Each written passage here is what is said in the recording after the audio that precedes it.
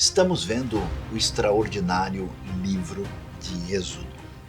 Vimos aí como, nessa primeira parte, vemos a história da libertação do povo do Egito. Agora, o livro de Êxodo tem 40 capítulos. E quando a gente estuda de maneira mais ampla, sim, a gente pode pensar qual que é o assunto, o tema desse livro tão importante. O tema envolve a presença de Deus.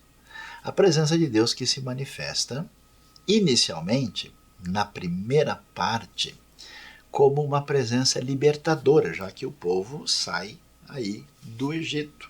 Nós vamos ver isso aí até o capítulo 18, Êxodo de 1 a 18. Depois, essa presença libertadora vai agora numa outra direção que a gente pode chamar de uma presença orientadora. Porque essa presença orientadora, nós vemos que quando chega em Êxodo de 19 até 24, acontece uma coisa muito especial. Deus liberta o povo que clamava e sofria no Egito, e agora vai estabelecer com eles uma outra aliança, uma coisa muito importante no Antigo Testamento, que aliás a gente às vezes até pode chamar de Antiga Aliança. Porque são os movimentos de Deus para abençoar o seu povo por meio de decisões que envolvem essa parceria divina. Deus então fala com Moisés e ele revela a sua vontade através da sua lei. Você vai ver nos livros da lei 613 mandamentos divinos. Mas o resumo, a essência desses mandamentos aparece nas famosas tábuas da lei que Deus vai dar a Moisés. Os 10 mandamentos. E nós vamos ver essa explicação sobre os mandamentos que aparecem em Êxodo capítulo 20, que você conhece, que não devemos ter outros deuses além do Senhor, que está proibido qualquer tipo de atitude contra o próximo e contra Deus. Era necessário não furtar, não cobiçar, não adulterar, não matar, guardar o dia de sábado de descanso ao Senhor. Os mandamentos que estão ali representam a vontade de Deus, porque Deus faz uma aliança com esse povo e agora esse povo precisa saber qual é o caminho a seguir. Então não só Deus dirige o povo pelo caminho na direção da terra prometida já lá a Abraão, como também nós temos a presença orientadora de Deus dizendo em que caminho, qual tipo de postura esse povo deveria ter com esses mandamentos, 4 ligados a Deus, 6 ligados ao relacionamento com o próximo, e a vontade de Deus se estabelece no grande encontro de Moisés com Deus no famoso Monte Sinai. Continuando no livro de Êxodo, nós vamos para a última parte do livro, que vai do capítulo 25 até o capítulo 40. Ali nós vemos mais uma vez a ideia dessa presença divina. Que tipo de presença temos ali? Nós temos a chamada presença exigente de Deus. Ou seja, como é que nós vamos nos portar diante desse Deus que nos dá a sua orientação e desse Deus que nos libertou? O livro de Êxodo, portanto, vai dizer uma coisa interessantíssima. Os israelitas recebem a ordem de construir um tabernáculo. Era uma espécie de templo portátil, relativamente pequeno, a área toda era uma área de 45 metros por 22 metros e meio, com uma tenda no meio, que é chamada tenda do encontro, ou tenda da revelação, tenda da congregação, e essa tenda tinha 4 metros e meio por 13 metros e meio, dividido em 2 partes, e tinha também ali um altar de sacrifício na frente, uma bacia ali, uma espécie de pia de cobre, às vezes traduzida como bronze, onde se faziam os sacrifícios, e com a figura ali do sumo sacerdote e do sacerdote comum também.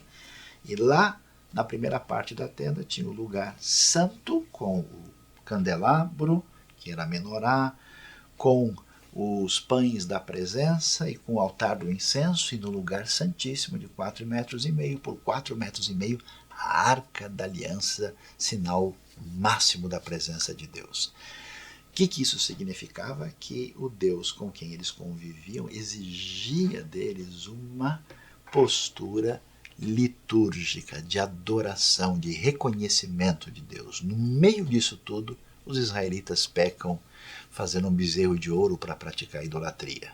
E Deus usa Bezalel e Aholiabe, os tabernáculos que representa a presença de Deus no meio do povo, é construído, e no final eles veem a glória de Deus manifesta, porque esse Deus, de maneira muito especial, resolve, na sua aliança, habitar no meio do seu povo.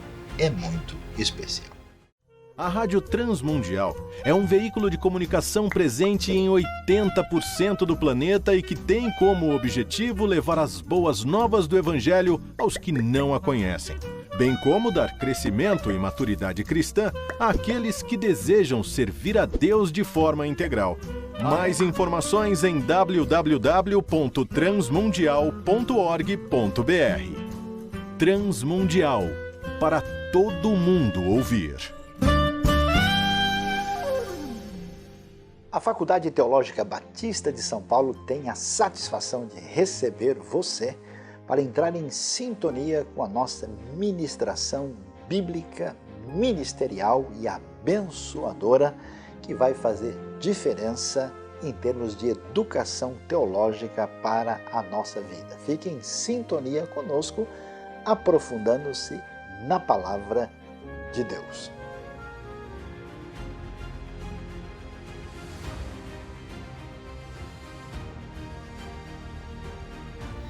Vimos o espetacular livro de Êxodo e quando terminamos, chegamos aí ao terceiro livro da Bíblia, do Pentateuco, que é Levítico.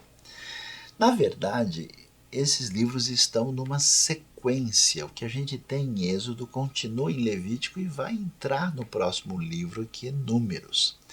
E como você viu, Deus, na sua aliança, ele propicia, ele traz uma maneira desse povo poder estar em comunhão com ele. Porque, entenda bem, aconteceu uma aliança entre Deus e Israel.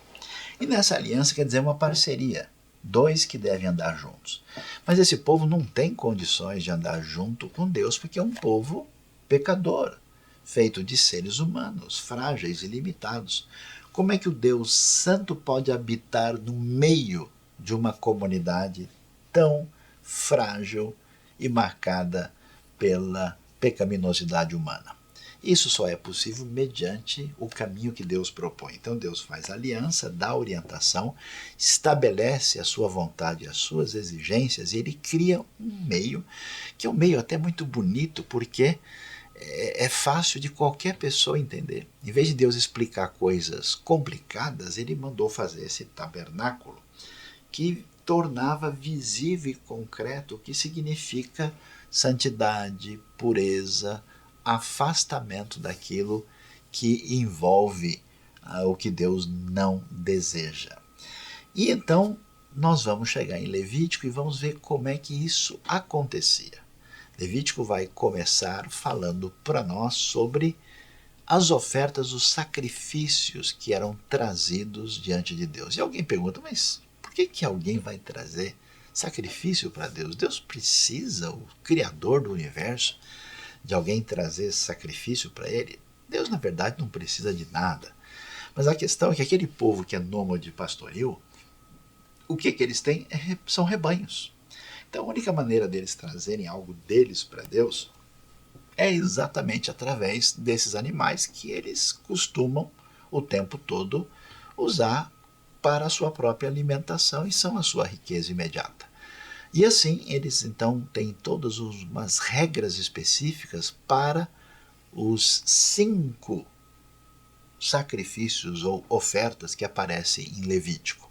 Nós temos ali o que é chamado de holocausto, a oferta de cereal, a oferta pacífica ou de comunhão, que era também, na verdade, um sacrifício. Somente o cereal não era sacrifício.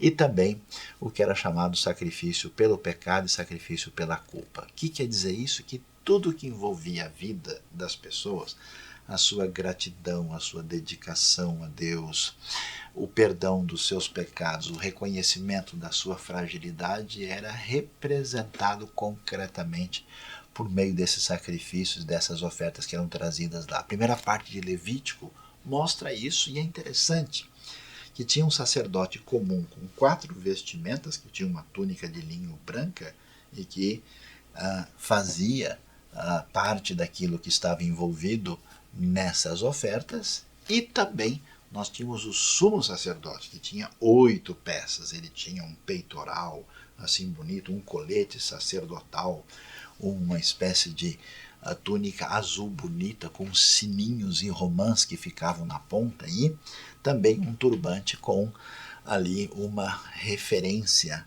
à santidade divina, mostrando que ele estava debaixo de Deus, e tudo isso fazia parte dessa linguagem sagrada de reconhecer que nós somos pecadores e precisamos do perdão de Deus e estamos em aliança com Ele. Assim, eles faziam, e uma vez por ano, o sumo sacerdote, no dia do perdão, no dia da expiação, no dia do Yom Kippur, fazia ali a expiação, o pedido, a solicitação do perdão de pecados por todo o povo, lá no Santo dos Santos, para que o perdão divino fosse alcançado. Assim, Levítico nos ensina a importância da santidade de Deus e a importância do perdão. Por isso, o restante do livro vai falar muito de santificação. Santificação que estava relacionado com o fato que Deus está ligado à vida e que Ele está ligado à pureza. As pessoas então tinham banhos que elas tomavam, elas se lavavam para se apresentar diante do Senhor.